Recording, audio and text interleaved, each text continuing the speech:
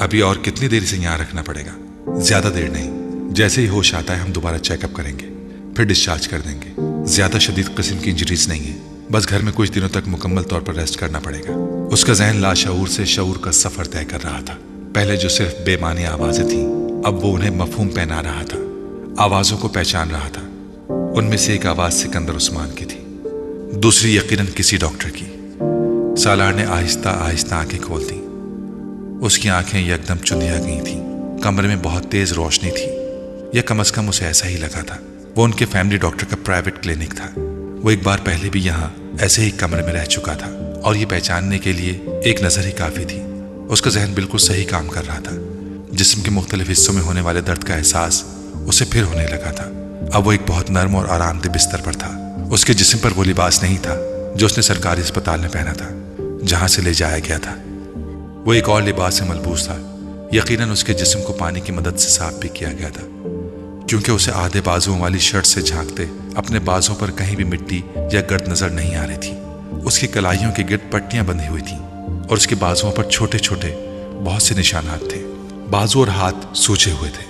वो अंदाजा कर सकता था कि ऐसे ही बहुत से निशानात उसके चेहरे और जिस्म के दूसरे हिस्सों पर भी होंगे। उसे अपनी एक आंख भी सूजी हुई महसूस हो रही थी, और उसके जबड़े भी दुख रहे थे। मगर उससे भी ज्यादा बुरा हाल गले का था। उसके बाजू में एक ड्रिप लगी हुई थी जो अब तकरीबन खत्म होने वाली थी। पहली बार उसको होश में डॉक्टर ही ने देखा था। ये उनका फैमिली डॉक्टर नहीं था, शायद उसके साथ काम करने वाला कोई और फिजिशियन था। उसने सिकंदर को उसकी तरफ मुतवज्जा किया। होश आ गया है। सालार ने एक सोफे पर बैठे तैयबा को अपनी तरफ बढ़ते देखा, मगर सिकंदर आगे नहीं आए थे। डॉक्टर अब उसके पास आकर उसकी नब्ज चेक कर रहा था। अब तुम कैसा महसूस कर रहे हो? सालार जवाब में कुछ कहना चाहता था, मगर उसके हलक से आवाज नहीं निकल सकी। वो सिर्फ मुंह खोल कर रह गया। डॉक्टर ने एक बार फिर अपना सवाल दोहराया। सालार ने तकिए पर रखा हुआ अपना सर नफी में हिलाया। बोलने की कोशिश करो। डॉक्टर शायद पहले ही उसके गले के प्रॉब्लम्स के बारे में जानता था। सालार ने एक बार फिर नफी में सर हिला दिया। डॉक्टर ने नर्स के हाथ में पकड़ी हुई ट्रे से एक टॉर्च नुमा आला उठाया। मुंह खोलें। सालार ने देखते जबड़ों के साथ अपना मुंह खोल दिया। डॉक्टर कुछ देर उसके हलक का मुआयना करता रहा, फिर उसने टॉर्च बंद कर दी। गले का तफसीली चेकअप करना पड़ेगा, उसने मुड़कर सिकंदर उस्मान को बताया। फिर उसने एक राइटिंग पैड और पेन सालार की तरफ बढ़ा दिया। नर्स तब तक उसके बाजू में लगे ड्रिप उतार चुकी थी। उठकर बैठो और बताओ क्या हुआ है गले को। उसे उठकर बैठने में कोई दिक्कत नहीं हुई। नर्स ने तकिया उसके पीछे रख दिया था, और वो राइटिंग पैड हाथ में लिए सोचता रहा। क्या हुआ था गले को, जिस्म को, दिमाग को? वो कुछ भी लिखने के काबिल नहीं था। सूजी हुई उंगलियों में पकड़े पेन को देखता रहा। उसे याद था कि उसके साथ क्या हुआ था। उसे अपनी वो चीखें याद आ रही थीं जिन्होंने उसे अब बोलने के काबिल नहीं छोड़ा था। क्या लिखा जाए? ये कि मुझे एक पहाड़ पर सारी चीजें छीनकर बांध दिया गया था, या फिर ये कि मुझे चंद घंटों के लिए जिंदा कब्र में उतार दिया गया था ताकि मुझे सवालों का जवाब मिल जाए। What is next to ecstasy? वो सफेद कागज को देखता रहा। फिर उसने मुख्तसर सी तहरीर में अपने साथ होने वाला वाकया तहरीर कर दिया। डॉक्टर ने राइटिंग पैड पकड़कर एक नजर उन 7-8 जुमलों पर डाली, और फिर उसे सिकंदर उस्मान की तरफ बढ़ा दिया। आपको चाहिए फौरी तौर पर पुलिस से राब्ता करें ताकि कार बरामद की जा सके। पहले ही काफी देर हो गई है, पता नहीं वो गाड़ी कहां से कहां ले जा चुके होंगे। डॉक्टर ने हमदर्दाना अंदाज में सिकंदर को मशवरा दिया। सिकंदर ने राइटिंग पैड पर एक नजर डाली। हाँ, मैं पुलिस से कांटेक्ट करता हूँ। फिर कुछ देर उन दोनों के दरमियान उसके गले के चेकअप के सिलसिले में बात होती रही। फिर डॉक्टर नर्स के हमरा बाहर निकल गया। उसके बाहर निकलते ही सिकंदर उस्मान ने हाथ में पकड़ा हुआ राइटिंग पैड सालार के सीने पर दे मारा। ये झूठ का पुलिंदा अपने पास रखो। तुम क्या समझते हो अब मैं तुम्हारी किसी बात पर एतबार करूंगा? नहीं, कभी नहीं। सिकंदर बेहद मुश्तइल थे। यह भी तुम्हारा कोई नया एडवेंचर होगा, खुदकुशी की कोई नई कोशिश। वो कहना चाहता था, फॉर गॉड सेक, ऐसा नहीं है, मगर वो गूंगों की तरह उनका चेहरा देखता रहा। मैं क्या कहूं डॉक्टर से कि उसको आदत है ऐसे तमाशों और ऐसी हरकतों की। ये पैदा ही इन कामों के लिए हुआ है। सालार ने सिकंदर उस्मान को कभी इस हद तक मुश्तइल नहीं देखा था। शायद वो वाकई अब उससे तंग आ चुके थे। तैयबा खामोशी से पास खड़ी थी। हर साल एक नया तमाशा, एक नई मुसीबत। आखिर तुम्हें पैदा करके क्या गुनाह कर बैठे हम? सिकंदर उस्मान को यकीन था कि यह भी उसके किसी नए एडवेंचर का हिस्सा था। जो लड़का 4 बार खुद को मारने की कोशिश कर सकता था, उसके हाथ पांव पर मौजूद उन जख्मों को कोई डकैती करार नहीं दे सकता था, और वो भी उस सूरत में जब इस वाक़े का कोई गवाह नहीं था। سالار کو شیر آیا والی کہانی یاد آئی۔ بعض کہانیاں واقعی سچی ہوتی ہیں۔ وہ بار بار جھوٹ بول کر اب اپنا اعتبار گنوا چکا تھا۔ شاید وہ سب کچھ ہی گنوا چکا تھا، اپنی عزت، خود اعتمادی، غرور، فخر، ہر چیز۔ وہ کسی پاتال میں پہنچ گیا تھا۔ کوئی نیا ڈرامہ کیے بڑے دن گزر گئے تھے تمہیں، تو تم نے سوچا ماں باپ کو کیوں محروم رکھوں، انہیں ذلیل و خوار کیے بڑا عرصہ ہو گیا ہے، اب نئی تکلیف دینا چاہیے۔ ہو سکتا ہے سکندر یہ ٹھیک کہہ رہا ہو، آپ پولیس کو گاڑی کے بارے میں اطلاع تو دیں۔ اب طیبہ رائٹنگ پیڈ پر لکھی ہوئی تحریر پڑھنے کے بعد سکندر سے کہہ رہی تھی، یہ ٹھیک کہہ رہا ہے، کبھی آج تک ٹھیک کہا ہے اس نے؟ مجھے اس بکواس کے ایک لفظ پر بھی یقین نہیں ہے۔ تمہارا یہ بیٹا کسی دن مجھے اپنی حرکت کی وجہ سے پھانسی پر چڑھوا دے گا، اور تم کہہ رہی ہو کہ پولیس کو اطلاع دوں، اپنا مذاق بنواؤں؟ کار کے ساتھ بھی کچھ نہ کچھ کیا ہوگا اس نے، بیچ دی ہوگی کسی کو، یا کہیں پھینک آیا ہوگا۔ وہ اب اسے باقی گالیاں دے رہے تھے۔ اس نے کبھی انہیں گالیاں دیتے ہوئے نہیں سنا تھا، وہ صرف ڈانٹا کرتے تھے۔ وہ ان کے ڈانٹ پر بھی مشتعل ہو جایا کرتا تھا۔ چاروں بھائیوں میں وہ واحد تھا جو ماں باپ کی ڈانٹ سننے کا بھی روادار نہیں تھا، اور اس سے بات کرتے ہوئے سکندر بہت محتاط ہوا کرتے تھے، کیونکہ وہ کسی بھی بات پر مشتعل ہو جایا کرتا تھا۔ مگر آج پہلی دفعہ سالار کو ان کی گالیوں پر غصہ بھی نہیں آیا تھا۔ وہ اندازہ کر سکتا تھا کہ اس نے انہیں کس حد تک زج کر دیا ہے۔ وہ پہلی بار اس بیڈ پر بیٹھے اپنے ماں باپ کی حالت کو سمجھنے کی کوشش کر رہا تھا۔ کون سی چیز تھی جو انہوں نے اسے نہیں دی تھی؟ اس کے منہ سے نکلنے سے پہلے وہ اس کی فرمائش پوری کر دینے کے عادی تھے۔ وہ اس کے بدلے میں انہیں کیا دیتا رہا تھا، کیا دے رہا تھا؟ ذہنی اذیت، پریشانی، تکلیف۔ اس کے علاوہ اس کے بہن بھائیوں میں سے کسی نے ان کے لیے کوئی پریشانی نہیں کھڑی کی تھی۔ صرف ایک وہ تھا جو کسی دن تمہاری وجہ سے ہم دونوں کو خودکشی کرنی پڑے گی، تمہیں تبھی سکون ملے گا، صرف تبھی چین آئے گا تمہیں۔ پچھلی رات اس پہاڑ پر اس طرح بندھے ہوئے اسے پہلی بار ان کی یاد آئی تھی۔ پہلی بار اسے پتا چلا تھا کہ اسے ان کی کتنی ضرورت تھی۔ وہ ان کے بغیر کیا کرے گا؟ اس کے لیے ان کے علاوہ کون پریشان ہوگا؟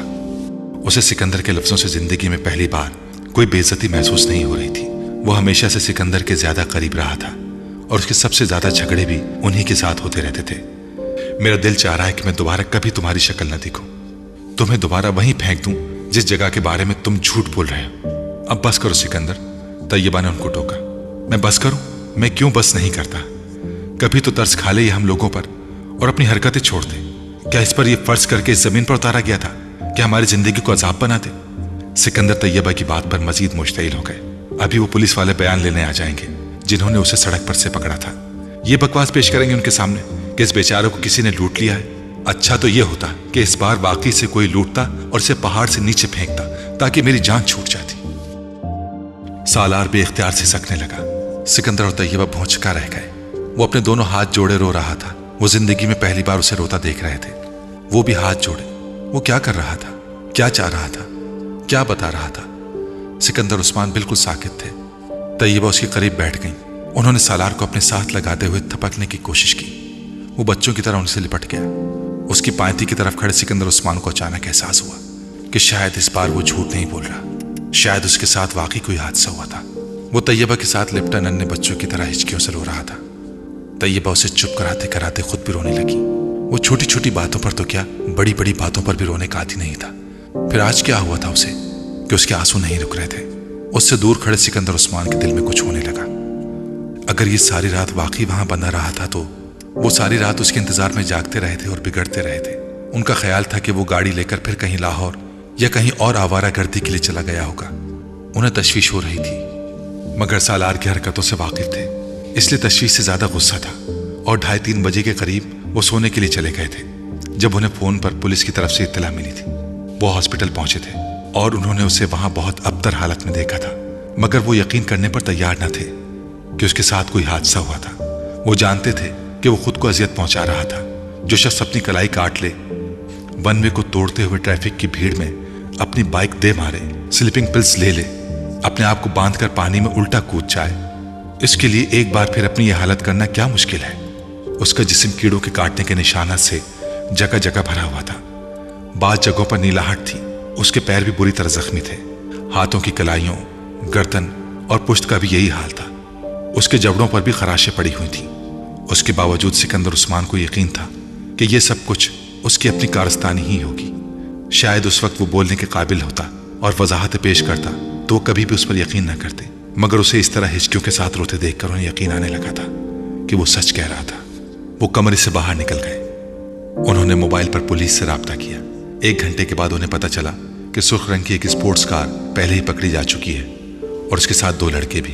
पुलिस ने उन्हें एक मामूल की चेकिंग के दौरान लाइसेंस और गाड़ी के कागजात ना होने पर घबरा जाने पर पकड़ा था।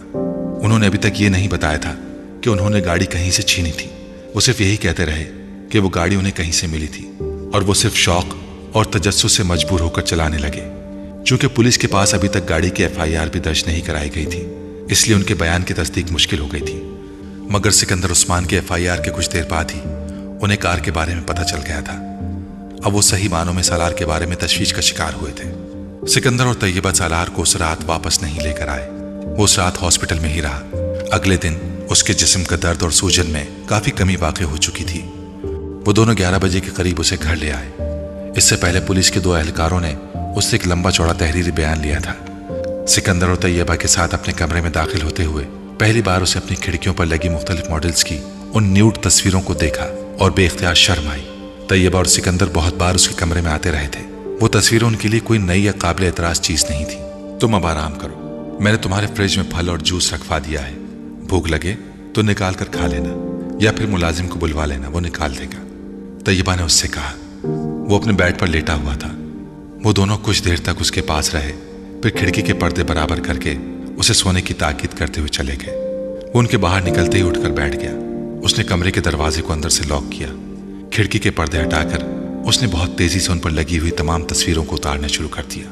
पोस्टर्स, तस्वीरें, कटआउट। उसने चंद मिनट में पूरा कमरा साफ कर दिया था। वॉशरूम में जाकर उसने बाथ टब में उन्हें फेंक दिया। वॉशरूम की लाइट जलाने पर उसकी नजर अपने चेहरे पर पड़ी थी। वो बुरी तरह सूजा हुआ और नीला हो रहा था। वो ऐसे ही चेहरे की तवक्को कर रहा था। वो एक बार फिर वॉशरूम से निकल आया। उसके कमरे में पोर्नोग्राफी के बहुत से मैगजीन भी पड़े थे। वो उन्हें उठा लाया। उसने उन्हें भी बाथ टब में फेंक दिया और फिर वो बारी बारी अपने रैक में पड़ी हुई गंदी वीडियोज उठाकर उसमें से टेप निकालने लगा। आधे घंटे के अंदर उसका कारपेट टेप के ढेर से भरा हुआ था। उसने वहां मौजूद तमाम वीडियोज को जाया कर दिया और टेप के उस ढेर को उठाकर बाथ टब में फेंक दिया और लाइटर के साथ उन्हें आग लगा दी। एक चिंगारी सी भड़की थी और तस्वीरों और टेप का वो ढेर जलने लगा था। उसने एग्जॉस्ट ऑन कर दिया था। बाथरूम की खिड़कियां खोल दी।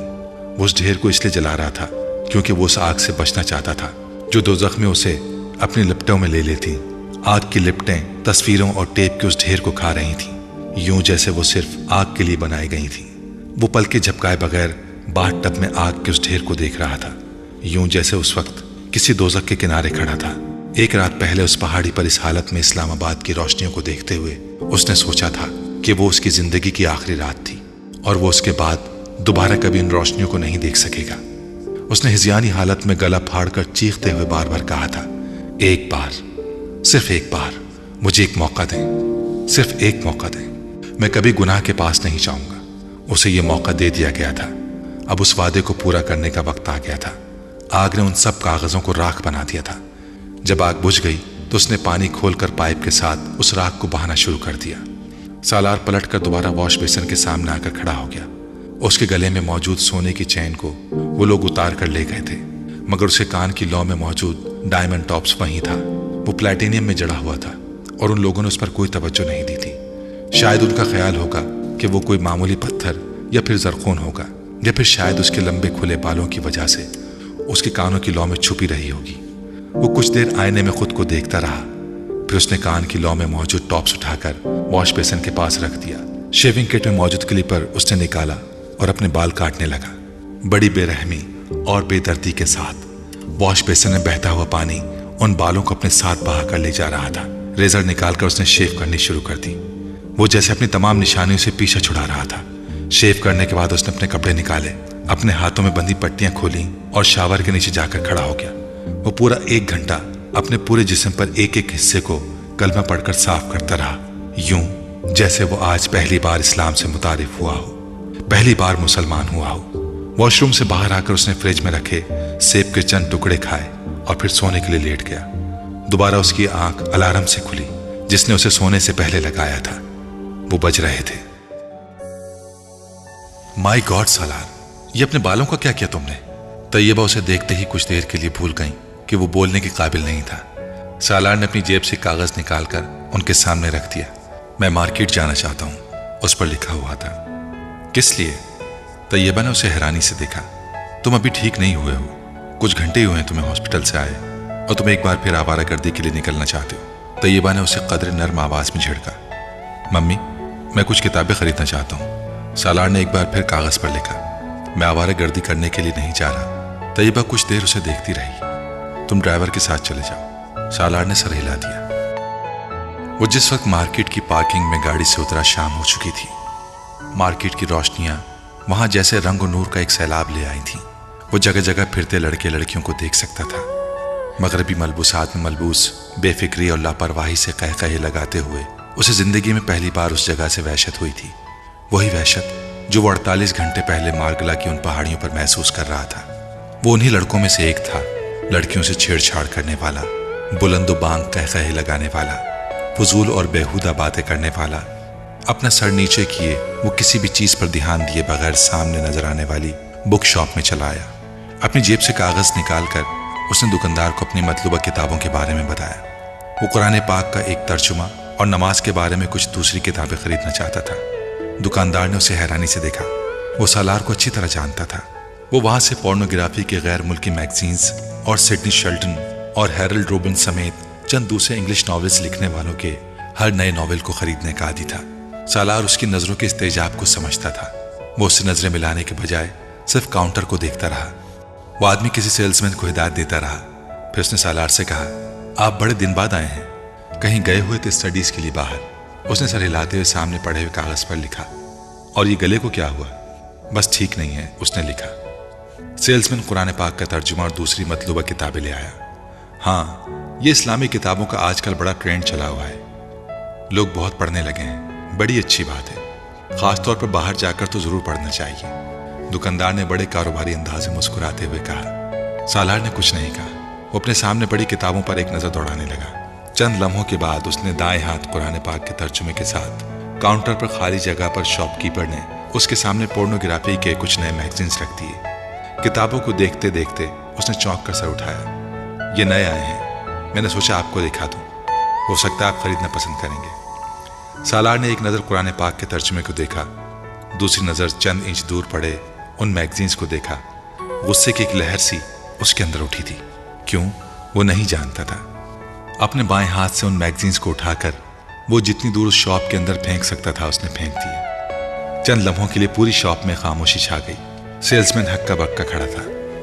بل، سالار نے کاغذ پر گھسیٹا اور سرخ چہرے کے ساتھ اس سیلز مین کی آنکھوں کے سامنے اس کاغذ کو کیا۔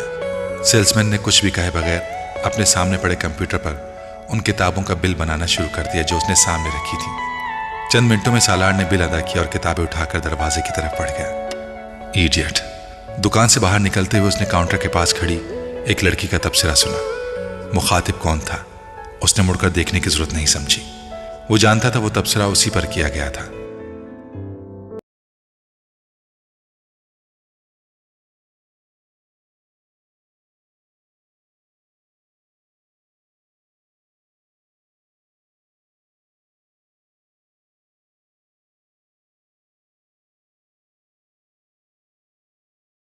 کوئی وجود رکھتی تھی، اور اگر روح کے ساتھ کوئی مسئلہ ہو جائے تو وہ زندگی میں پہلی بار خاموشی کے ایک لمبے فیز میں داخل ہوا تھا۔ بولنا نہیں، سننا۔ صرف سننا بھی بعض دفعہ بہت عام ہوتا ہے۔ اس کا ادراک اسے پہلی بار ہو رہا تھا۔ اسے زندگی میں کبھی رات سے خوف نہیں آیا تھا۔ اس واقعے کے بعد اسے رات سے بے تحاشا خوف آنے لگا تھا۔ وہ کمرے کی لائٹ آن کر کے سوتا تھا۔ اس نے پولیس کسٹڈی میں ان دونوں لڑکوں کو پہچان لیا تھا، مگر وہ پولیس کے ساتھ اس جگہ پر جانے کے لیے تیار نہیں ہوا تھا جہاں اس شام وہ اسے باندھ کر چھوڑ گئے تھے۔ وہ دوبارہ کسی ذہنی گندگی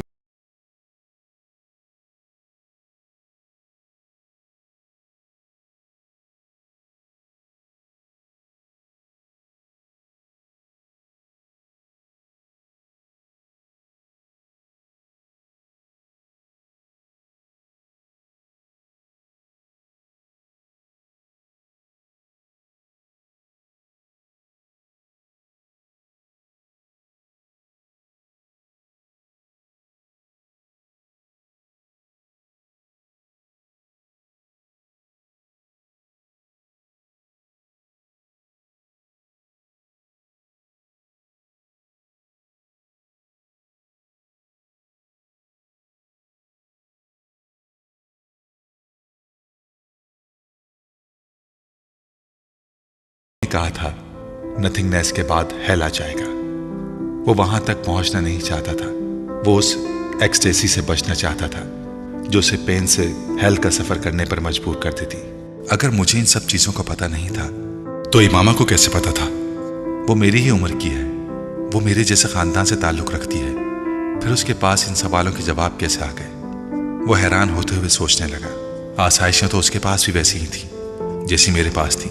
फिर उसमें और मुझ में क्या फर्क था? वो जिस मकतबा फिक्र से थी वो कौन होते हैं और वो क्यों उस मकतबा फिक्र से मुंसलिक रहना चाहती थी? उसने पहली बार उसके बारे में तफसीली तौर पर पढ़ा। उसकी उलझनों में इजाफा हुआ। खत्म नबूवत पर इख्तिलाफ क्या इतना आम इशू है कि एक लड़की इस तरह अपना घर छोड़कर चली जाए? मैंने हजरत से इसलिए शादी नहीं की क्योंकि वो खत्म नबूवत सल्लल्लाहु अलैहि वसल्लम पर यकीन नहीं रखता। तुम समझते हो मैं तुम्हारे जैसे इंसान के साथ जिंदगी गुजारने पर तैयार हो जाऊंगी? एक ऐसे शख्स के साथ जो खत्म नबूवत सल्लल्लाहु अलैहि वसल्लम पर यकीन रखता है और फिर भी गुनाह करता है, जो हर वो काम करता है जिससे मेरे पैगंबर सल्लल्लाहु अलैहि वसल्लम ने मना फरमाया। अगर मैं हजरत मोहम्मद सल्लल्लाहु अलैहि वसल्लम पर यकीन ना रखने वाले से शादी नहीं करूंगी तो मैं आप सल्लल्लाहु अलैहि वसल्लम की नाफरमानी वाले के साथ भी जिंदगी नहीं गुजारूंगी। उसे इमामा हाशिम का हर लफ्ज याद था। वो मफहूम पर पहली बार गौर कर रहा था। तुम ये बात नहीं समझोगे। उसने बहुत बार सालार से ये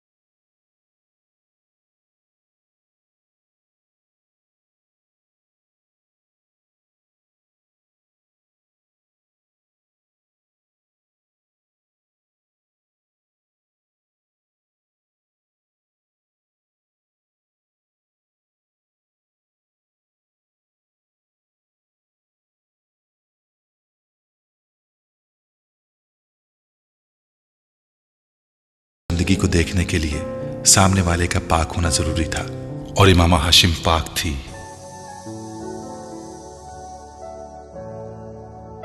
अब आप मुझे कुछ भी ना समझाएं। आपको मुझसे कोई शिकायत नहीं होगी। सालार ने सिकंदर से आंखें मिलाए बगैर कहा। वो दोबारा येल जा रहा था और जाने से पहले सिकंदर ने हमेशा की तरफ से समझाने की कोशिश की थी। वही पुरानी नसीहतें किसी मौहूम सी आस और उम्मीद में एक बार फिर उसके कानों में ठोंसने की कोशिश की थी। मगर इस बात उनके बात शुरू करते ही सालार ने उन्हें शायद जिंदगी में पहली दफा यकीन दहानी करवाई थी और जिंदगी में पहली बार सिकंदर उस्मान को उसके अल्फाज पर यकीन आया था। वो उस हादसे के बाद उसमें आने वाली तब्दीलियों को वाज़े तौर पर देख रहे थे। वो पहले वाला सालार नहीं था। उसकी जिंदगी ही तब्दील हो चुकी थी। उसका हुलिया, उसका अंदाज, सब कुछ। उसके अंदर के शोले को जैसे किसी ने फूंक मार कर बुझा दिया था। सही हुआ था या गलत, ये तब्दीलियां अच्छी थीं या बुरी, खुद सिकंदर उस्मान भी उस पर कोई राय देने के काबिल नहीं हुए थे। मगर उन्हें यह जरूर मालूम हो गया था कि उसमें कोई बहुत बड़ी तब्दीली आई थी। उन्हें यह अंदाजा नहीं हुआ था कि उसने जिंदगी में पहली बार चोट खाई थी और जिंदगी में पहली बार पड़ने वाली चोट बड़े बड़ों को रुला देती है। वो तो फिर 21-22 साल का लड़का था। जिंदगी में बाज दफा हमें पता नहीं चलता कि हम तारीकी से बाहर आए हैं या तारीकी में दाखिल हुए हैं। अंधेरे में सिमत का पता नहीं चलता, मगर आसमान और जमीन का पता जरूर चल जाता है, बल्कि हर हाल में चलता है। सर उठाने पर आसमान ही होता है, सर झुकाने पर जमीन ही होती है। दिखाई दे न दे, मगर जिंदगी में सफर करने के लिए सिर्फ 4 सिमतों ही की जरूरत पड़ती है, दाएं बाएं आगे पीछे। 5वीं सिमत पैरों के नीचे होती है। वहां जमीन ना हो तो पाताल आ जाता है। पाताल में पहुंचने के बाद किसी सिमत की जरूरत नहीं रहती। 6ठी सिमत सर से ऊपर होती है, वहां जाया ही नहीं जा सकता। वहां अल्लाह होता है, आंखों से नजर ना आने वाला, मगर दिल की हर धड़कन, खून की हर गर्दिश, हर आने जाने वाले सांस, हलक से उतरने वाले हरने वाले के साथ महसूस होने वाला। वो फोटोग्राफिक मेमोरी, वो 150 प्लस IQ लेवल उसे अब अजाब लग रहा था। वो सब कुछ भूलना चाहता था। वो सब जो वो करता रहा, वो सब कुछ, वो कुछ भी भुलाने के काबिल नहीं था। कोई उससे उसकी तकलीफ पूछता। न्यू हेवन वापस आने के बाद उसने जिंदगी के एक नए सफर को शुरू किया था। उस रात उस जंगल के हौलनाक अंधेरे और तन्हाई में उस दरख्त के साथ बंधे बिलखते हुए किए गए तमाम वादे उसे याद थे। वो सबसे बिल्कुल अलग थलग रहने लगा था, मामूली से राब्ते और ताल्लुक के भी बगैर।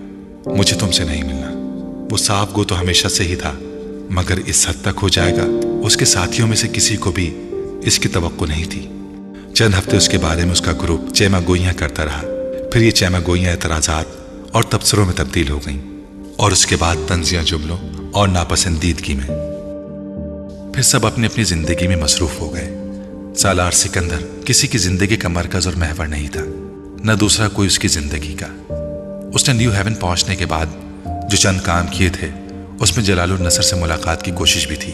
वो पाकिस्तान से वापस आते हुए उसके घर से अमेरिका में उसका एड्रेस ले आया था। ये एक इत्तफाक ही था कि उसका एक कजन भी उसी हॉस्पिटल में काम कर रहा था। बाकी का काम बहुत आसान साबित हुआ, जरूरत से ज्यादा आसान। वो उससे एक बार मिलकर उससे माजत करना चाहता था, उसे उन तमाम झूठों के बारे में बता देना चाहता था जो वो उससे इमामा के बारे में और इमामा को उसके बारे में बोलता रहा था। वो उन दोनों के ताल्लुक में अपने रोल के लिए शर्मिंदा था। वो उसकी तलाफी करना चाहता था। वो जलालुल नसर तक पहुंच चुका था और वो इमामा हाशिम तक पहुंचना चाहता था। वो जलालुल नसर के साथ हॉस्पिटल के कैफेटेरिया में बैठा हुआ था।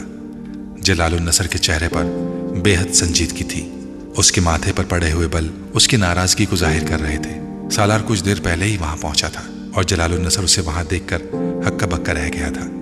उसने जलाल से चंद मिनट मांगे थे। वो 2 घंटे इंतजार करवाने के बाद बिलाखिर कैफेटेरिया में आ गया था। सबसे पहले तो मैं ये जानना चाहूंगा कि तुमने मुझे ढूंढा कैसे? उसने आप जनाब के तमाम तकल्लुफात को बरतरफ रखते हुए टेबल पर बैठते हुए सालार से कहा, यह अहम नहीं है, ये बहुत अहम है। अगर तुम वाकई चाहते हो कि मैं कुछ देर तुम्हारे साथ यहाँ गुजारूं, तो मुझे पता होना चाहिए कि तुमने मुझे कैसे ढूंढा। मैंने अपने कज़न से मदद ली है, वो एक डॉक्टर है और इस शहर में बहुत अरसे से काम कर रहा है। मैं ये नहीं जानता उसने आपको कैसे ढूंढा है। मैंने उसे सिर्फ आपका नाम और कुछ दूसरी मालूमात दी थी, सालार ने कहा। लंच? जलाल ने बड़े रस्मी अंदाज में कहा। वो टेबल पर आते हुए अपने लंच ट्रे साथ लेकर आया था। नहीं नहीं, मैं नहीं खाऊंगा, सालार ने शुक्रिया के साथ माजरत कर ली। जलाल ने कंधे उचकाए और खाना शुरू कर दिया। किस मामले में बात करना चाहते हो तुम मुझसे? मैं आपको चंद हकाइक से आगाह करना चाहता हूँ। जलाल ने अपनी भवें उचकाई। हकाइक? मैं आपको ये बताना चाहता था कि मैंने आपसे झूठ बोला था। मैं इमामा का दोस्त नहीं था, वो मेरे दोस्त की बहन थी, सिर्फ मेरी नेक्स्ट डोर नेबर। जलाल ने खाना जारी रखा। मेरी उससे मामूली जान पहचान थी। वो मुझे पसंद नहीं करती थी, खुद मैं भी उसे पसंद नहीं करता था, और यही वजह थी कि मैंने आप पर यूं जाहिर किया जैसे वो मेरी गहरी दोस्त थी। मैं आप दोनों के दरमियान गलत फहमियां पैदा करना चाहता था। जलाल संजीदगी से उसकी बात सुनते हुए खाना खाता रहा। उसके बाद जब इमामा घर से निकलकर आपके पास आना चाहती थी तो मैंने उससे झूठ बोला आपकी शादी के बारे में। इस बार जलाल खाना खाते खाते रुक गया। मैंने उससे कहा कि आप शादी कर चुके हैं और आपके पास इसीलिए नहीं आई थी। मुझे बाद में एहसास हुआ कि मैंने बहुत नामुनासिब हरकत की है, मगर उस वक्त तक देर हो चुकी थी। इमामा से मेरा कोई राब्ता नहीं था, मगर ये एक इत्तफाक है कि आपसे मेरा राब्ता हो गया। मैं आपसे एक्सक्यूज करना चाहता हूँ। मैं तुम्हारी माजरत कबूल करता हूँ, मगर मैं नहीं समझता कि तुम्हारी वजह से मेरे और इमामा के दरमियान कोई गलत फहमी पैदा हुई। मैं पहले ही उससे शादी न करने का फैसला कर चुका था। जलाल ने बड़ी साफ गोई से कहा। वो आपसे मोहब्बत करती थी, सालार ने धीमी आवाज में कहा। हाँ मैं जानता हूँ, मगर शादी वगैरह में सिर्फ मोहब्बत तो नहीं देखी जाती, और भी बहुत कुछ देखा जाता है। जलाल बहुत हकीकत पसंदाना अंदाज में कह रहा था। जलाल, क्या यह मुमकिन नहीं है कि आप उससे शादी कर लें? पहली बात यह है कि मेरा उसके साथ कोई राब्ता नहीं है, और दूसरी बात यह है कि मेरा उसके साथ राब्ता होता तब भी मैं उसके साथ शादी नहीं कर सकता। उसको आपके सहारे की जरूरत है, सालार ने कहा। मैं नहीं समझता उसे मेरे सहारे की जरूरत है। अब तो बहुत अरसा गुजर चुका है, अब तक वो कोई ना कोई सहारा तलाश कर चुकी होगी। जलाल ने इत्मीनान से कहा। हो सकता है उसने ऐसा ना किया हो, वो अभी भी आपका इंतजार कर रही हो। मैं इस तरह के इम्कानात पर गौर करने का आदी नहीं हूं। मैंने तुम्हें बताया कि मेरे लिए अपने कैरियर की इस स्टेज पर शादी मुमकिन ही नहीं है, और वो भी उससे।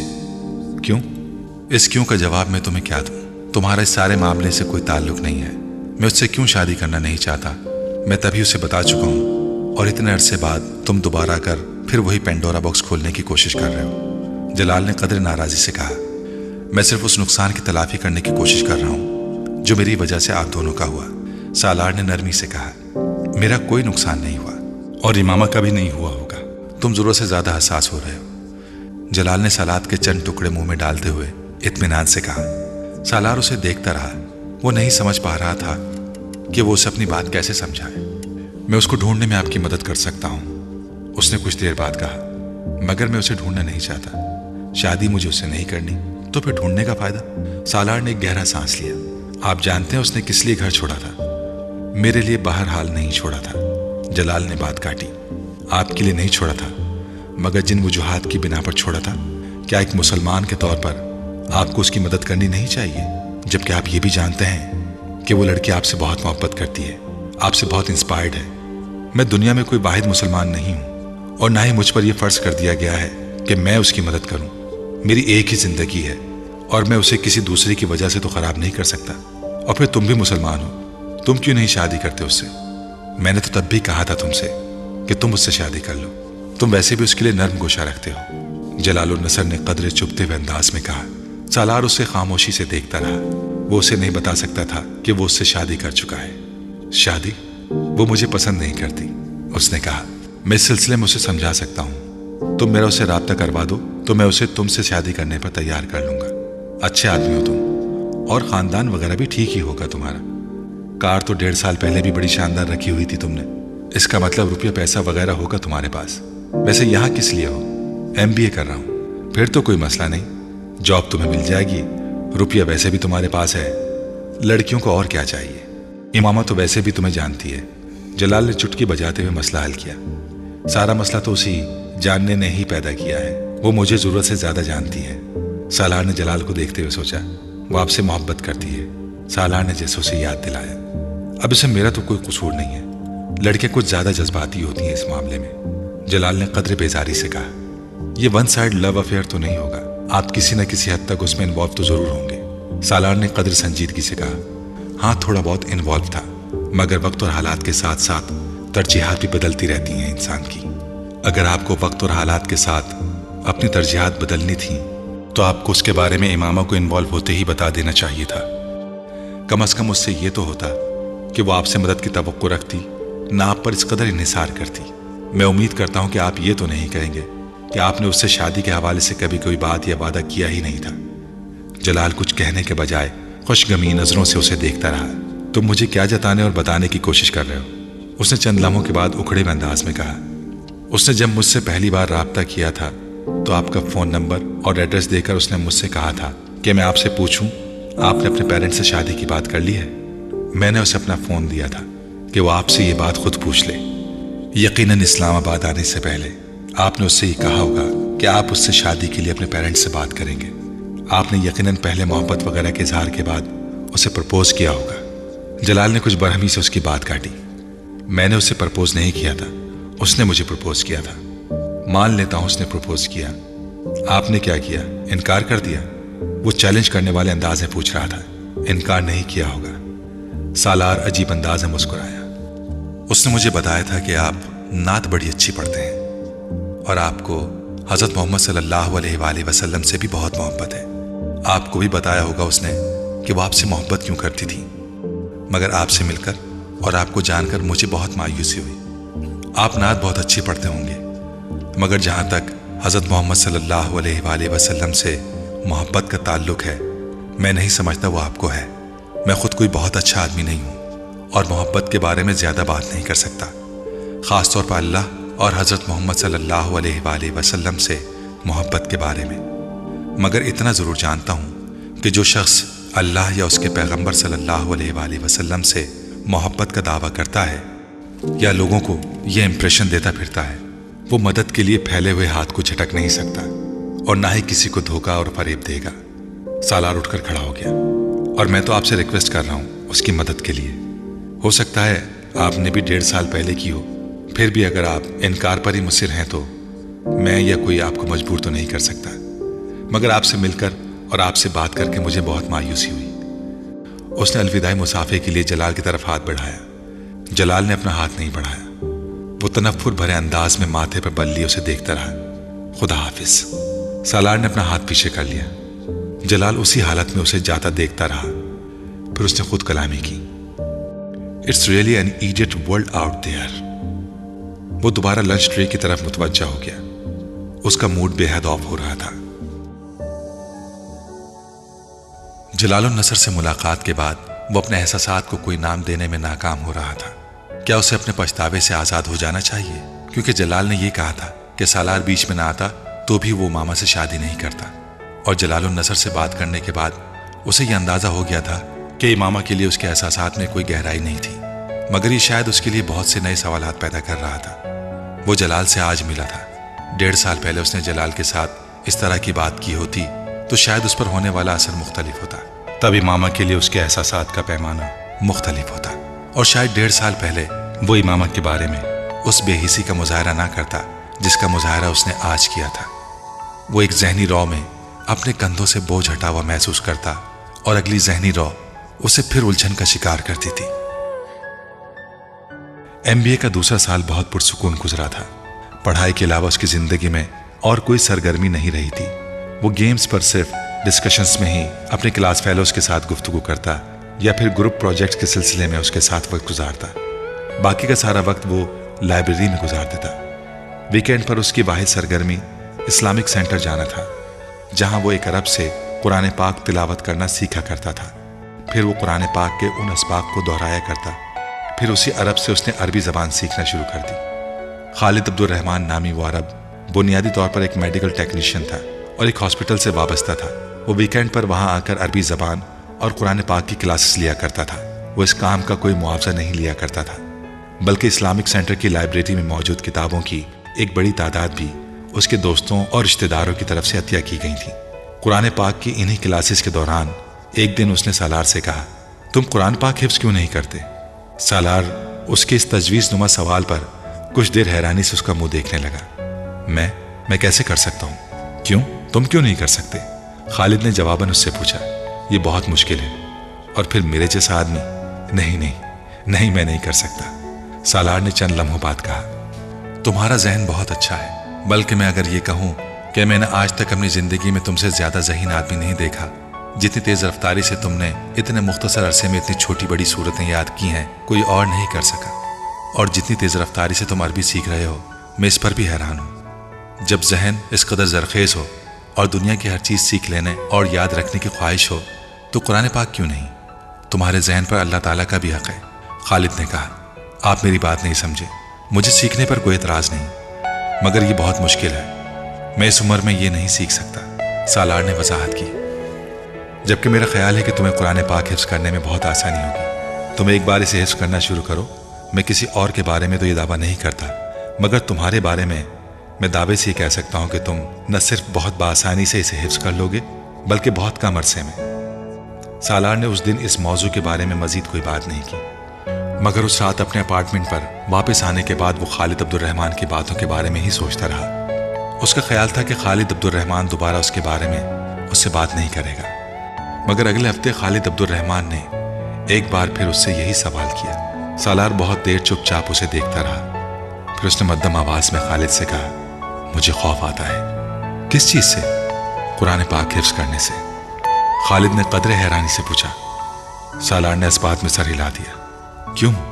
وہ بہت دیر خاموش رہا، پھر کارپیٹ پر اپنی انگلیوں سے لکیر کھینچتے اور انہیں دیکھتے ہوئے اس نے خالد سے کہا، میں بہت گناہ کر چکا ہوں، اتنے گناہ کہ مجھے انہیں گننا بھی مشکل ہو جائے گا۔ صغیرہ کبیرہ ہر گناہ جو انسان سوچ سکتا ہے یا کر سکتا ہے، میں اس کتاب کو اپنے سینے یا ذہن میں محفوظ کرنے کا سوچ بھی نہیں سکتا۔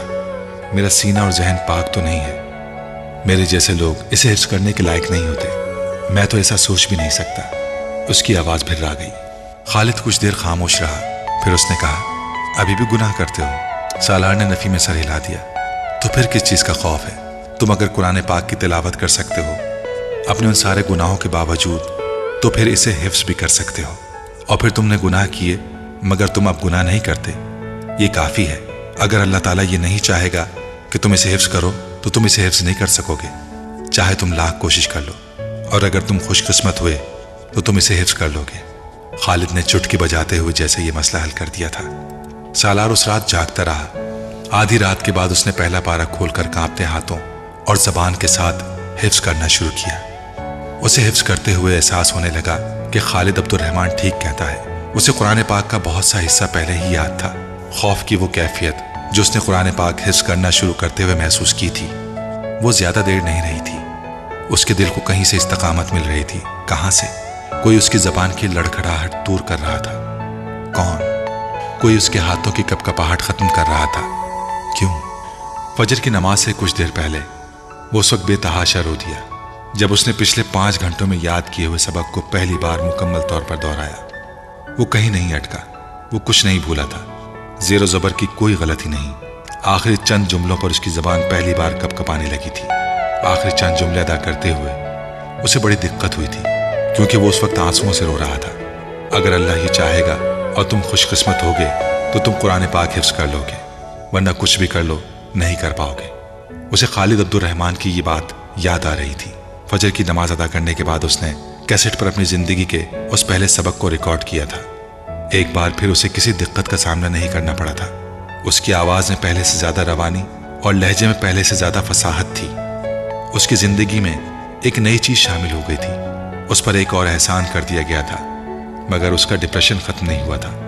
وہ رات کو سلیپنگ پلس کے بغیر نیند کا تصور بھی نہیں کر سکتا تھا، اور سلیپنگ پلس لینے کے باوجود وہ کبھی اپنے کمرے کی لائٹس آف نہیں کر سکا تھا۔ وہ تاریکی سے خوف کھاتا تھا۔ یہ پھر خالد عبد الرحمن ہی تھا جس نے ایک دن اس سے کہا تھا۔ وہ اسے قرآن پاک کا سبق زبانی سنا رہا تھا، اور اسے احساس ہو رہا تھا کہ خالد عبد الرحمن مسلسل اس کے چہرے پر نظریں جمائے ہوئے تھا۔ جب اس نے اپنا سبق ختم کیا اور پانی کا گلاس اٹھا کر اپنے ہونٹوں سے لگایا تو اس نے خالد کو کہتے سنا، میں نے کل رات تمہیں خواب میں حج کرتے دیکھا ہے۔ سالار منہ میں لے جانے والا پانی حلق میں اتار نہیں سکا۔ گلاس نیچے رکھتے ہوئے خالد کو دیکھنے لگا۔ اس سال تمہارا MB ہو جائے گا، اگلے سال تم حج کر لو۔ خالد کا لہجہ بہت رسمی تھا۔ سالار نے منہ میں موجود پانی غیر محسوس انداز میں حلق سے نیچے اتار لیا۔ وہ اس دن اس سے کوئی سوال جواب نہیں کر سکا تھا۔ اس کے پاس کوئی سوال تھا ہی نہیں۔ MB کے فائنل سیمسٹر سے 2 ہفتے پہلے اس نے قرآن پاک پہلی بار حفظ کر لیا تھا۔ فائنل سیمسٹر کے 4 ہفتے بعد 23.5 سال کی عمر میں اس نے اپنی زندگی کا پہلا حج کیا تھا۔ وہاں جاتے ہوئے، وہاں سے آتے ہوئے اس کے دل و دماغ میں کچھ بھی نہیں تھا، کوئی تکبر، کوئی تفخر، کوئی رشک، کچھ بھی نہیں۔ اس کے ساتھ پاکستانی کیمپ میں جانے والے شاید وہ لوگ ہوں گے جو خوش قسمت ہوں گے، انہیں ان کی نیکیوں کے عوض وہاں بلایا گیا تھا۔ وہ قرآن پاک حفظ نہ کر رہا ہوتا تو حج کرنے کا سوچتا بھی نہیں۔ جو شخص حرم شریف سے دور اللہ کا سامنا کرنے کی ہمت نہ رکھتا ہو، اس سے یہ توقع رکھنا کہ وہ کعبے کے سامنے پہنچ کر اللہ کا سامنا کر لے گا، وہ ہر جگہ جانے کو تیار ہو جاتا، مگر خانہ کعبہ جانے کی جرت نہیں کر سکتا تھا۔ مگر خالد عبد الرحمن کے ایک بار کہنے پر اس نے جیسے گھٹنے ٹیکتے ہوئے حج پر جانے کے لیے پیپر جمع کروا دیے تھے۔ لوگوں کو حج پر جانے کا موقع تب ملتا ہے جب ان کے پاس گناہ نہیں ہوتے، نیکیوں کا ہی انبار ہوتا ہے۔ سالار سکندر کو یہ موقع تب ملا تھا جب اس کے پاس گناہوں کے علاوہ کچھ بھی نہیں تھا۔ ہاں ٹھیک ہے، اگر میں گناہ کرنے سے خوف نہیں کھاتا رہا تو پھر اب مجھے اللہ کے سامنے جانے اور معذرت کرنے سے بھی خوف نہیں کھانا چاہیے۔ صرف یہی نہ کہ میں وہاں سر نہیں اٹھا سکوں گا، نظریں اوپر نہیں کر سکوں گا، منہ سے معافی کے علاوہ کوئی اور لفظ نہیں نکال سکوں گا، تو ٹھیک ہے، مجھے یہ سزا ملنی بھی چاہیے۔ میں تو اس سے بھی زیادہ شرمندگی اور بے عزتی کا مستحق ہوں۔ ہر بار حج پر کوئی نہ کوئی شخص ایسا آتا ہوگا جس کے پاس گناہوں کے علاوہ کچھ بھی نہیں ہوگا۔ इस बार वो शख्स मैं ही सही, सालार सिकंदर ही सही, उसने सोचा था। गुनाह का बोझ क्या होता है और आदमी अपने गुनाह के बोझ को किस तरह क़यामत के दिन अपनी पुश्त से उतार फेंकना चाहेगा, किस तरह उससे दूर भागना चाहेगा, किस तरह उसे दूसरे के कंधे पर डालना चाहेगा, ये उसकी समझ में हरम शरीफ में पहुंच कर ही आया था। वहां खड़े होकर वो अपने पास मौजूद और आने वाली सारी जिंदगी की दौलत के एवज भी किसी को वो गुनाह बेचना चाहता तो कोई ये तिजारत ना करता। काश आदमी किसी माल के एवज अपने गुनाह बेच सकता, किसी उजरत के तौर पर दूसरों की नेकियां मांगने का हक रखता। लाखों लोगों के इस हुजूम में 2 सफेद चादरें ओढ़े कौन जानता था सालार कौन था, उसका आईक्यू लेवल क्या था, किसे परवाह थी, उसके पास कौन सी और कहां की डिग्री थी, किसे होश था, उसने जिंदगी के मैदान में कितने तालीमी रिकॉर्ड तोड़े और बनाए थे, किसे खबर थी। वो अपने जहन से कौन से मैदान तस्खीर करने वाला था, कौन रश करने वाला था। वो वहां उस हुजूम में ठोकर खाकर गिरता, भगदड़ में रोंदा जाता। उसके ऊपर से गुजरने वाली खलकत में से कोई भी ये नहीं सोचता कि उन्होंने कैसे दिमाग को खो दिया था, किस आईक्यू लेवल के नायाब आदमी को किस तरह खत्म कर दिया था। उसे दुनिया में अपनी औकात, अपनी अहमियत का पता चल गया था। अगर कुछ मुगालता रह भी गया था तो अब खत्म हो गया था, अगर कुछ शुबा बाकी था तो अब दूर हो गया था। फख्र, तकब्बुर, रश्क, अना, खुद पसंदी, खुद सताइशी के हर बचे हुए टुकड़े को निचोड़कर उसके अंदर से फेंक दिया गया था। वो उन्हीं आलाइशों को दूर करवाने के लिए वहां आया था। एमबीए में उसकी शानदार कामयाबी किसी के लिए भी हैरान कुन नहीं थी। उसके डिपार्टमेंट में हर एक को पहले से ही अंदाजा था उसके और उसके क्लास फेलोज के प्रोजेक्ट्स और असाइनमेंट्स में इतना फर्क होता था कि उसके प्रोफेसर्स को ये मानने में कोई आड़ नहीं था वो मुकाबले की इस दौड़ में 10 गज आगे दौड़ रहा था। और एमबीए के दूसरे साल में उसने इस फासले को और बढ़ा दिया था। उसने इंटर्नशिप अक़वाम मुत्तहिदा की एक एजेंसी में की थी। उसका एमबीए मुकम्मल होने से पहले ही उस एजेंसी के अलावा उसके पास 7 मुख्तलिफ मल्टीनेशनल कंपनीज की तरफ से ऑफर्स मौजूद थी। तुम अब आगे क्या करना चाहते हो? उसके रिजल्ट के मुतालिक जानने के बाद सिकंदर उस्मान ने उसे अपने पास बुलाकर पूछा था। मैं वापस अमेरिका जा रहा हूँ। मैं यूनाइटेड नेशंस के साथ ही काम करना चाहता हूँ, लेकिन मैं चाहता हूँ कि तुम अपना बिजनेस शुरू करो या मेरे बिजनेस में शामिल हो जाओ। सिकंदर उस्मान ने उससे कहा, पापा मैं बिजनेस नहीं कर सकता, बिजनेस वाला टेम्परामेंट नहीं है मेरा। मैं जॉब करना चाहता हूँ और मैं पाकिस्तान में रहना भी नहीं चाहता। सिकंदर उस्मान हैरान हुए। तुमने पहले कभी जिक्र नहीं किया कि तुम पाकिस्तान में रहना नहीं चाहते, तुम मुस्तकिल तौर पर अमेरिका में ही सेटल होना चाहते हो। पहले मैंने अमेरिका में सेटल होने के बारे में नहीं सोचा था, लेकिन अब मैं वहीं रहना चाहता हूँ। क्यों? वो उनसे ये नहीं कहना चाहता था कि पाकिस्तान में उसका डिप्रेशन बढ़ जाता है। वो मुसलसल इमामा के बारे में सोचता रहता था। वहाँ उससे हर चीज़ इमामा की याद दिलाती थी। उसके पछतावे और उसके एहसास जुर्म में इजाफा हो जाता था। मैं यहाँ एडजस्ट नहीं हो सकता। सिकंदर उस्मान कुछ देर उसे देखते रहे। हालांकि मेरा ख्याल है तुम एडजस्ट हो सकते हो। सालार जानता था उनका इशारा किस तरफ था, मगर वो खामोश रहा। जॉब करना चाहते हो? ठीक है, चंद साल जॉब कर लो, लेकिन उसके बाद आकर मेरा बिजनेस देखो। ये सब कुछ मैं तुम लोगों के लिए ही स्टैब्लिश कर रहा हूँ, दूसरों के लिए नहीं। वो कुछ देर उसे समझाते रहे। सालार खामोशी से उनकी बातें सुनता रहा। 1 हफ्ते बाद वो दोबारा अमेरिका आ गया था। उसके चंद हफ्ते के बाद उसने यूनिसेफ में जॉब शुरू कर दी। वो न्यू हेवन से न्यूयॉर्क चला गया था। एक नई जिंदगी का आगाज था और वहां आने के चंद हफ्ते बाद उसे यह अंदाजा भी हो गया था कि वो कहीं फरार हासिल नहीं कर सकता। वो उसे वहां भी उसी तरह याद आ रही थी। उसका एहसास जुर्म वहां भी उसका साथ छोड़ने पर तैयार नहीं था। वो 16 से 18 घंटे तक काम करने लगा। वो एक दिन भी 3-4 घंटे से ज्यादा नहीं सोया और दिन रात की इस मसरूफियात ने उसे बड़ी हद तक नॉर्मल कर दिया था। अगर एक तरफ काम के उस अंबार ने उसके डिप्रेशन में कमी की थी, तो दूसरी तरफ वो अपने इदारे के नुमाया तरीन वर्कर्स में शुमार होने लगा था। यूनिसेफ के मुख्तलिफ प्रोजेक्ट्स के सिलसिले में वो एशिया, अफ्रीका और लातिन अमेरिका के ममालिक जाने लगा। गुर्बत और बीमारी को पहली दफा अपनी आंखों से इतने करीब से देख रहा था।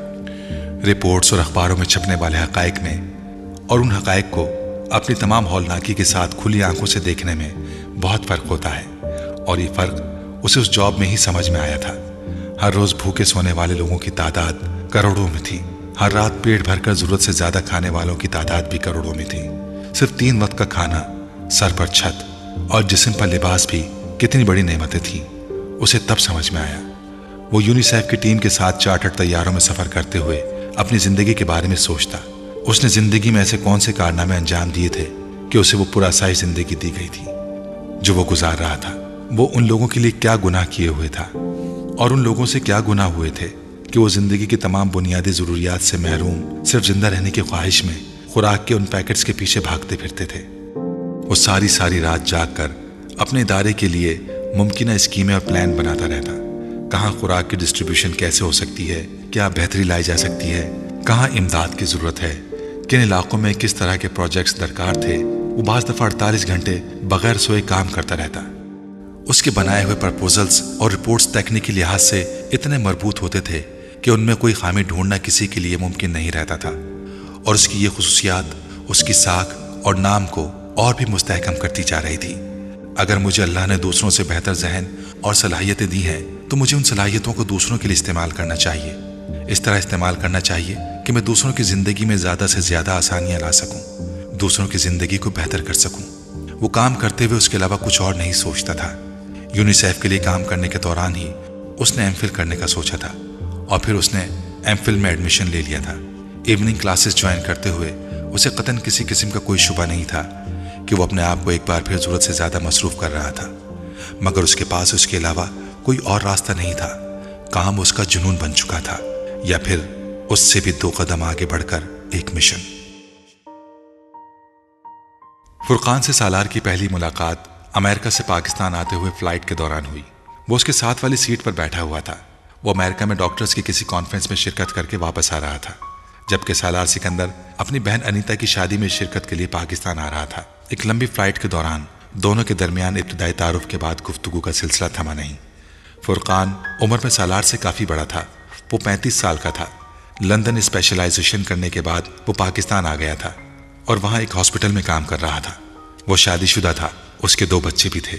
چند گھنٹے آپس میں گفتگو کرتے رہنے کے بعد فرقان اور وہ سونے کی تیاری کرنے لگے۔ سالار نے معمول کے مطابق اپنے بریف کیس سے سلیپنگ پلز کی ایک گولی پانی کے ساتھ نکل لی۔ فرقان نے اس کی تمام کارروائی کو خاموشی سے دیکھا۔ جب اس نے بریف کیس بند کر کے دوبارہ رکھ دیا تو فرقان نے کہا، اکثر لوگ فلائٹ کے دوران سلیپنگ پلز کے بغیر نہیں سو سکتے۔ سالار نے گردن موڑ کر اسے دیکھا اور کہا، میں سلیپنگ پلز کے بغیر نہیں سو سکتا۔ فلائٹ میں ہوں یا نہ ہوں اس سے فرق نہیں پڑتا، سونے میں مشکل پیش آتی ہے۔ فرقان کو ایک دم کچھ تجسس ہوا۔ مشکل؟ سالار مسکرایا، میں سرے سے سو ہی نہیں سکتا۔ میں سلیپنگ پلز لیتا ہوں اور 3-4 گھنٹے سو لیتا ہوں۔ انسومینیا؟ فرقان نے پوچھا۔ شاید میں نے ڈاکٹر سے چیک اپ نہیں کروایا، مگر شاید یہ وہی ہے۔ سالار نے قدر لاپرواہی سے کہا، تمہیں چیک اپ کروانا چاہیے تھا۔ اس عمر میں انسومینیا یہ کوئی بہت صحت مند علامت نہیں ہے۔ میرا خیال ہے تم کام کے پیچھے جنونی ہو چکے ہو، اور اسی وجہ سے تم نے اپنی سونے کی نارمل روٹین کو خراب کر لیا ہے۔ فرقان اب کسی ڈاکٹر کی طرح بول رہا تھا۔ سالار مسکراتے ہوئے سنتا رہا۔ وہ اسے نہیں بتا سکتا تھا کہ وہ اگر رات دن مسلسل کام نہ کرے تو وہ اس احساس جرم کے ساتھ زندہ نہیں رہ سکتا تھا جسے وہ محسوس کرتا ہے۔ وہ اسے یہ بھی نہیں بتا سکتا تھا کہ وہ سلیپنگ پلز کے بغیر سونے کی کوشش کرے تو وہ امامہ کے بارے میں سوچنے لگتا ہے، اس حد تک کہ اسے اپنا سر درد پھٹتا ہوا محسوس ہونے لگتا ہے۔ کتنے گھنٹے کام کرتے ہو ایک دن میں؟ فرقان اب پوچھ رہا تھا۔ 18 گھنٹے، بعض دفعہ 20۔ مائی گڈنس، اور کب سے؟ 2-3 سال سے۔ اور تبھی سے نیند کا مسئلہ ہوگا تمہیں۔ میں نے ٹھیک اندازہ لگایا، تم نے خود ہی اپنی روٹین خراب کر لی ہے، فرقان نے اس سے کہا، ورنہ اتنے گھنٹے کام کرنے والے آدمی کو تو ذہنی تھکن ایک لمبی اور پرسکون نیند سلا دیتی ہے۔ یہ میرے ساتھ نہیں ہوتا۔ سالار نے مدھم لہجے میں کہا، یہی تو تمہیں جاننے کی کوشش کرنی چاہیے کہ اگر یہ تمہارے ساتھ نہیں ہوتا تو کیوں نہیں ہوتا۔ سالار اس سے یہ نہیں کہہ سکا کہ وہ وجہ جانتا ہے۔ کچھ دیر کی خاموشی کے بعد فرقان نے اس سے کہا، میں اگر تمہیں کچھ آیتیں بتاؤں رات کو سونے سے پہلے تو تم پڑھ سکو گے؟ کیوں نہیں پڑھ سکوں گا؟ سالار نے گردن موڑ کر اس سے کہا، نہیں، اصل میں تمہارے اور میرے جیسے لوگ جو زیادہ پڑھ لیتے ہیں اور خاص طور پر تعلیم مغرب میں حاصل کرتے ہیں وہ ایسی چیزوں پر یقین نہیں رکھتے یا انہیں پریکٹیکل نہیں سمجھتے۔ فرقان نے وضاحت کی، فرقان، میں حافظ قرآن ہوں۔ سالار نے اسی طرح لیٹے ہوئے پرسکون آواز میں کہا۔ فرقان کو جیسے کرنٹ لگا۔ میں روز رات کو سونے سے پہلے 1 سپارہ پڑھ کر سوتا ہوں۔ میرے ساتھ یقین یا اعتماد کا کوئی مسئلہ نہیں ہے۔ سالار نے بات جاری رکھی، میں بھی حافظ قرآن ہوں، فرقان نے بتایا۔ سالار نے گردن موڑ کر مسکراتے ہوئے دیکھا۔ یہ یقیناً ایک خوشگوار اتفاق تھا۔ اگرچہ فرقان نے داڑھی رکھی ہوئی تھی مگر سالار کو پھر بھی اندازہ نہیں ہو پایا تھا کہ وہ حافظ قرآن ہے۔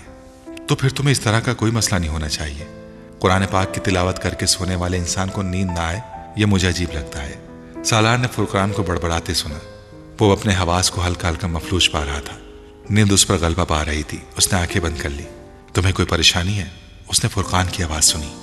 وہ نیند کی گولیوں کے زیر اثر نہ ہوتا تو مسکرا کر انکار کر دیتا، مگر وہ جس حالت میں تھا اس میں وہ انکار نہیں کر سکا.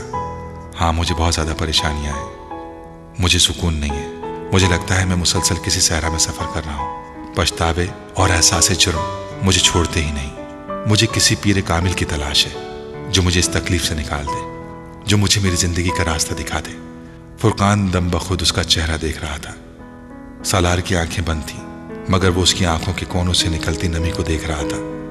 اس کی آواز میں بھی بے ربطی اور لڑکھڑاہٹ تھی. وہ اس وقت لاشعوری طور پر سلیپنگ پلز کے زیر اثر بول رہا تھا. وہ اب خاموش ہو چکا تھا. فرقان نے مزید کوئی اور سوال نہیں کیا. بہت ہموار انداز میں چلنے والی اس کی سانس بتا رہی تھی کہ وہ نیند میں جا چکا تھا. جہاز میں ہونے والی وہ ملاقات وہیں ختم نہیں ہوئی. وہ دونوں جاگنے کے بعد بھی آپس میں گفتگو کرتے رہے. فرقان نے سالار سے ان چند جملوں کے بارے میں نہیں پوچھا تھا جو اس نے نیند کے آغوش میں سماتے ہوئے بولے تھے. خود سالار کو بھی اندازہ نہیں تھا کہ اس نے سونے سے پہلے اس سے کچھ کہا تھا. اگر کہا تھا تو کیا کہا تھا. سفر ختم ہونے سے پہلے ان دونوں نے آپس میں کانٹیکٹ نمبرز اور ایڈریس کا تبادلہ کیا. پھر سالار نے اسے انیتا کی شادی پر انوائٹ کیا. فرقان نے آنے کا وعدہ کیا، مگر سالار کو اس کا یقین نہیں تھا. ان دونوں کی فلائٹ کراچی تک تھی. پھر سالار کو اسلام آباد کی فلائٹ لینی تھی، جبکہ فرقان کو لاہور کی. ایئرپورٹ پر فرقان نے بڑی گرم جوشی کے ساتھ اس سے الوداعی مصافحہ کیا. انیتا کی شادی 3 دن بعد تھی اور سالار کے پاس ان 3 دنوں کے لیے بہت سے کام تھے. کچھ شادی کی مصروفیات اور کچھ اس کے اپنے مسئلے. وہ اگلے دن شام کو اس وقت حیران ہوا جب فرقان نے اسے فون کیا. 10-15 منٹ دونوں کی گفتگو ہوتی رہی. فون بند کرنے سے پہلے سالار نے ایک بار پھر اسے انیتا کی شادی کے بارے میں یاد دلایا. یہ کوئی یاد دلانے والی بات نہیں ہے، مجھے اچھی طرح یاد ہے. میں ویسے بھی اس ویکینڈ پر اسلام آباد میں ہی ہوں. فرقان نے جواباً کہا. مجھے وہاں اپنے گاؤں میں اپنا اسکول دیکھنے بھی جانا ہے. اس بلڈنگ میں کچھ اضافی تعمیر ہو رہی ہے اسی سلسلے میں، تو اسلام آباد میں اس بار میرا قیام کچھ لمبا ہی ہوگا. سالار نے اس کی بات کو کچھ دلچسپی سے سنا. گاؤں؟ اسکول؟ کیا مطلب؟ ایک اسکول چلا رہا ہوں میں وہاں اپنے گاؤں میں. فرقان نے اسلام آباد کے نواحی علاقوں میں سے ایک نام لیا، بلکہ کئی سالوں سے. کس لیے؟ فرقان کو اس کے سوال نے حیران کیا. لوگوں کی مدد کے لیے. اور کس لیے؟ چیریٹی ورک ہے. نہیں، چیریٹی ورک نہیں ہے، یہ میرا فرض ہے. یہ کسی پر کوئی احسان نہیں ہے. فرقان نے بات کرتے کرتے موضوع بدل دیا. اسکول کے بارے میں مزید گفتگو نہیں ہوئی اور فون بند ہو گیا.